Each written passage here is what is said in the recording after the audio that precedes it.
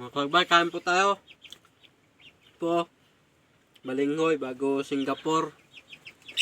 Gulay po, papaya, nilahukan po ng talbos ng kalabasa. Po mga kalagbay, oh. Kain po mga kalagbay. Na-shoutout ko nga pala po mga kalagbay, yung kalagbay natin na nag-comment na sabi ito daw po sa kanila damo lamang. Pasensya na po kalagbay kasi ito lang po ang aming nakayanan. Hindi po kasi kami nakapagpabayan kaya hindi po makakabili ng masasarap sana.